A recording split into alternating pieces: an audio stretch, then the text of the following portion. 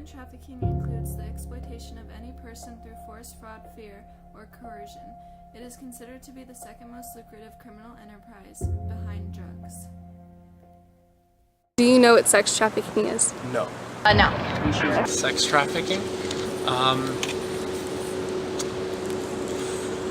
Do you know what sex trafficking is? Do you know what sex trafficking is?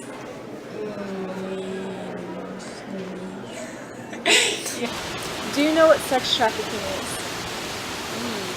Do you know what sex trafficking is? No, I don't.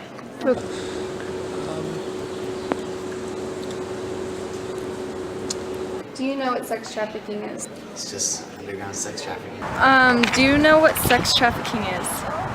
No. So, in your own words, tell us what sex trafficking is. Oh, sex trafficking is one form of modern day slavery when someone is obtained or recruited, transported through force, fraud, or coercion in order to be sold for a commercial sex act. In a less legalistic way, it is preying on people who are vulnerable, and they're vulnerable either for economic reasons, often for emotional reasons, because they've had other traumatic incidents in their past, and manipulating them and forcing them into engaging in commercial sex. And the important thing to know about the definition of commercial sex act, someone is purchasing either a sexual photo, so pornography, someone's purchasing a lap dance, they're purchasing a stripper, they're purchasing sex in the more generic term that we used to call prostitution. But we don't use the term prostitution because prostitution implies that someone is actually making money from what they're doing. But in human trafficking, someone else is selling a woman, a man, a boy, or a girl, and they're making money from that. Sex trafficking is undeniably a gross abuse of human rights. Prostitution includes persons who offer sexual services in exchange for money. Globally, there are nearly 20 million victims of human trafficking. Who are the usual victims? The usual victims of sex trafficking are usually the people who are the most vulnerable in a community. Kids who are runaways. They're running towards something, and they could very well, without meaning to, they could very well be running into the arms of some pimp, some exploiter. A child, whether it's a girl or boy, who runs away within 48 hours of running away, will be recruited into the life. The statistics show that anywhere from 60 to 84% of victims of child commercial sexual exploitation have been in our foster care system. 12 is the average age of a sex trafficking victim. Males make up 30% of trafficking victims. A majority of victims come from battered homes. Everyone is at risk. No one is exempt. What do most victims go through when they're trafficked? Most victims go through a period of courting where the trafficker or pimp seems like a lovely person who just wants to help you. Courting or grooming means using manipulation by promising to fill voids victims see in their lives, using false promises of stability, companionship, or hope. She told me her boyfriend would take care of us, and I could get my nails done, and I could have Jordans and Nikes, and we could drink and smoke, and I wouldn't be beat up in my group homes anymore. Following grooming is a period of initiation involving mental and physical abuse causing the breakdown and loss of identity for the victim. I've been beat, I've been hurt, I've been robbed, I've been raped, I've been tricked, I've been kidnapped. I almost lost my life if it wasn't for the grace of God. as somebody who's being sex trafficked, what do they go through in a day? There isn't like an everyday kind of, this is what always happens, but the idea that their life is focused around being sold for sex and about making money for whoever is controlling them for that purpose. There is the being moved from place to place to place to place, whether they're being delivered to a motel to meet a quote-unquote date, or if they're being moved from an actual residential brothel or a massage parlor brothel.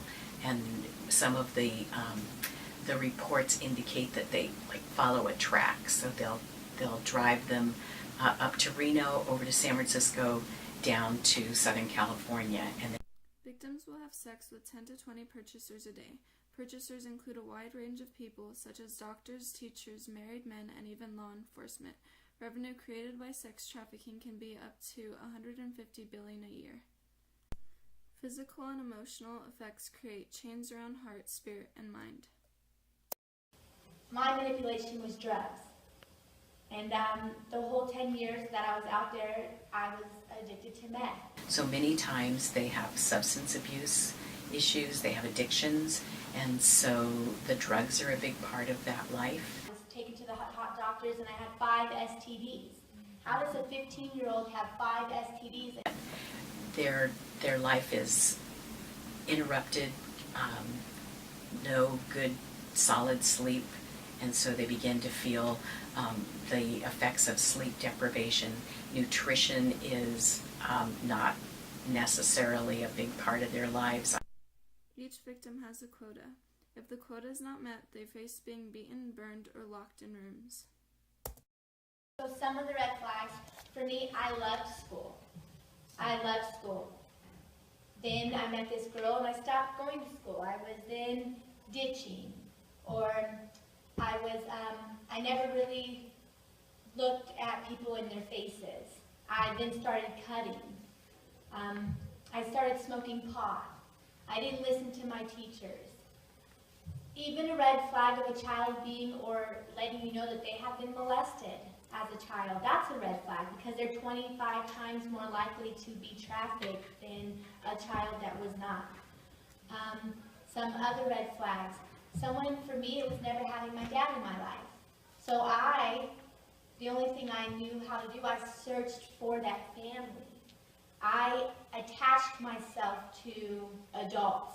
I didn't really want friends. When I would go to school, I wanted that mom role model or that dad. So I attached myself to adults.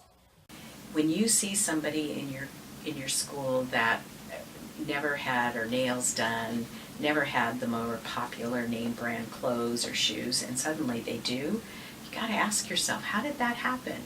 And what happens sometimes is the recruiters come in to the school and they make friends with the ones that don't seem to be as connected socially and are kind of outliers. And they'll sit with them at lunch for a few days, and then it'll be Friday afternoon, and this girl will say to the other girl, you know, I'm going to go get my nails done tomorrow. Do you want to come? And she'll say, oh, I can't, I don't have the money. Oh, my boyfriend will pay for you. And so this kind of recruiting, whenever someone wants to give you something for nothing, you have to stop and ask yourself, what is that about? Girls that have MAC makeup, and these are today's red flags. If you have or you know girls that have MAC makeup and don't have a job, I have to budget my income to buy one compact from MAC. $27.50. And it's funny, yes, but this is real. These girls, they don't have jobs and they have cell phones, and you're not asking how are you paying your bill, how are you in a group home or foster home, or how is your mom and dad on drugs and they don't have enough income, but you have an iPhone 6? You have MAC makeup and Jordans and Nikes? And then what are some of the things that we can do to stop sex trafficking? Oh, I love that question.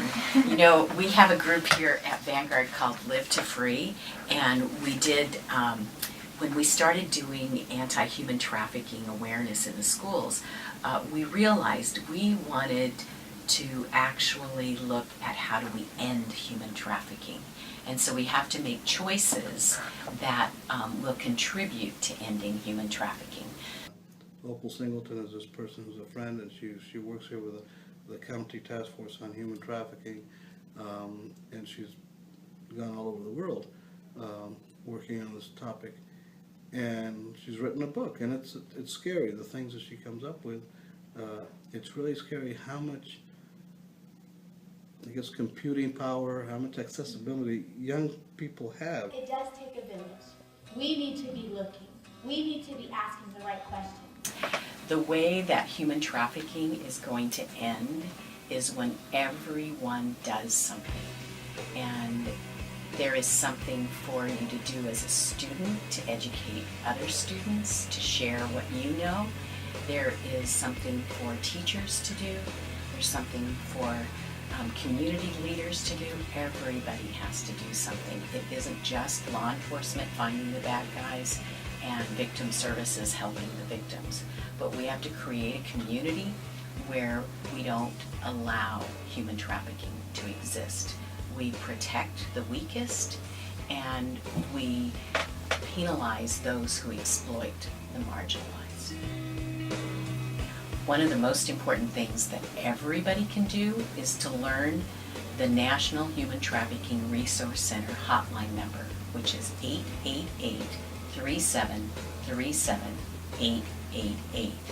Everybody can put that in their cell phone, and then if they have any questions, you don't have to be right, but if you have any question and you see something, say something, call that number. You're killing people, dying, children hurt, and you hear them crying. And you practice what you preach, and what you turn the other cheek. Father, Father,